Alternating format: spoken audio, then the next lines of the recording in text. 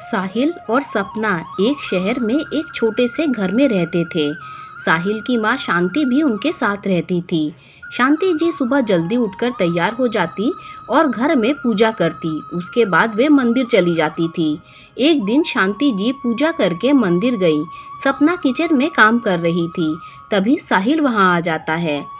साहिल बोला, सपना जल्दी से एक कप चाय बना दो, मुझे ऑफिस जाने में देर हो रही है। सपना बोली, हाँ अभी बना देती हूँ। मैं आपसे एक बात करना चाह रही हूँ।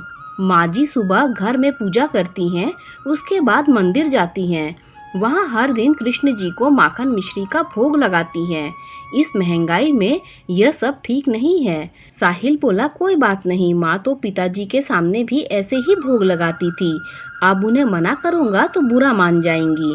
इस तरह समय बीत रहा था, लेकिन सपना को हमेशा यह बात खटकती थी कि उसके पति की कमाई से माखन मिश्री का भोग मंदिर में लगाया जाता है। एक दिन उसने शांति जी को समझाते हुए कहा, माँ जी, आप हर दिन मंदिर में इतना सारा माखन मिश्री बांट आती है, इसकी क्या ज़रूरत है? वैसे भी अब महंगाई काफ़ी बढ़ गई है, आपको सोचना चाहिए। शांति जी बोली, बहू ये तुम क्या कह रही हो? इधर इतना पैसा इधर उधर खर्च करते हो, रोज़ 300 रुपये का पिज्ज़ा मंगाते हो, उसमें फिजूल खर्ची नहीं होती क्या? मेरे कान्हा के भोग से तुम्हें इतनी तकलीफ हो रही है? उन्हीं की कृपा से इस घर में सब चल रहा है, यह मत भूलो। सपना उनकी बात सुनकर चुप हो जाती है। एक दिन सपना की सहेली उससे मिलने आती है। सपना बोली, अरे प्रिया, इतने दिनों बाद मेरी याद आई तुझे? प्रिया बोली, हाँ बहुत दिन हो गए थे तुझसे मिले, इसीलिए चली आई। तेरी सास कहाँ है? सपना बोली, माँ जी तो मंदिर गई हैं, उनका बस चले तो मंदिर में ही पूरा घर लुटा दे। प्रिया बोली, ऐसी क्या बात है? सपना प्रिया को सारी बात बता देती है। प्रिया बोली, बस इतनी सी बात? इसका एक उपाय मेरे पास है। तुझे मैं एक दुकान बताती हूँ, वहाँ से मक्खन ले आ। इस मक्खन के मुकाबले वह नकली मक्खन आधे पैसे में आ जाएगा। एक तो तेरा खर्च आधा हो जाएगा और वह मक्खन मंदिर में किसी को पसंद नहीं आएगा। धीरे धीरे तेरी सास मक्खन का प्रसाद बांटना बंद कर देंगी। सपना अगले दिन मक्खन को नकली मक्खन में बदल देती है। 2-3 दिन बाद साहिल शाम के समय घर में बैठा था, तभी उसके पास मंदिर के पुजारी जी आते हैं। शांति बोली, आइए पुजारी जी, कैसे आना हुआ? पुजारी जी बोले, माँ जी, आप यह मक्खन मिश्री का प्रसाद बांटना बंद कर दीजिए। आपके मक्खन के प्रसाद को खाकर मंदिर के कई भक्त बीमार पड़ गए हैं। साहिल बोले, लेकिन पुजारी जी यह कैसे हो सकता है? हम तो शुद्ध ताज़ा मक्खन लाते हैं, वही हम घर में इस्तेमाल करते हैं। यदि ऐसा होता तो हम भी बीमार पड़ जाते। पुजारी जी बोले, वह सब मुझे नहीं पता, बस आप कल से मक्खन का भोग नहीं लगाएंगी। शांति जी बोली, पुजारी जी ऐसा मत कीजिए, मेरे वर्षों का नियम टूट जाएगा। साहिल बोला, पुजारी जी अगर ऐसी बात है तो मैं दूसरी दुकान से मक्खन लाकर देता हूँ। मेरी माँ शुरू से माखन मिश्री का भोग लगा रही है।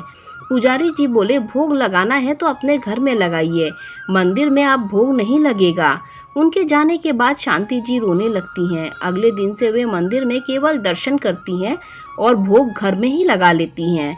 एक दिन शांति जी मंदिर गई हुई थी, सपना भी घर में नहीं थी।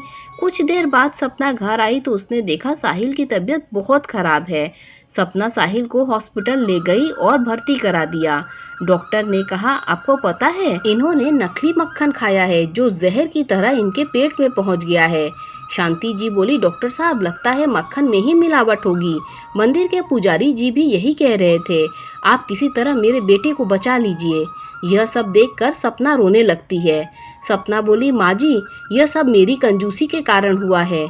कुछ पैसे बचाने के चक्कर में मैंने मक्खन बदल दिया था। लगता है इन्होंने वही मक्खन खा लिया है। शांति जी बोली, माफ़ी मांगनी है तो जाकर कान्हा जी से मांग, जिनके भोग में मिलावट कर तूने अपने पति की जान खतरे में डाल दी। सपना मंदिर पहुंच जाती है तो वहां कृष्ण जी के सामने रो रो कर माफ़ी मांगने लगती है। उसकी बात सुनकर पुजारी जी कहते हैं, बेटी तूने ये अच्छा नहीं किया, मैंने बेकार तेरी सीधी सादी सास को भोग लगाने से मना कर दिया। सपना बोली, पुजारी जी मुझे माफ़ कर दीजिए, मैं स्वयं कान्हा जी को भोग लगाऊंगी, बस एक बार मेरे पति को ठीक कर दीजिए। कुछ देर प्रार्थना करके सपना अस्पताल पहुंच जाती है। वहां जाकर देखती है साहिल बिल्कुल ठीक हो गया है।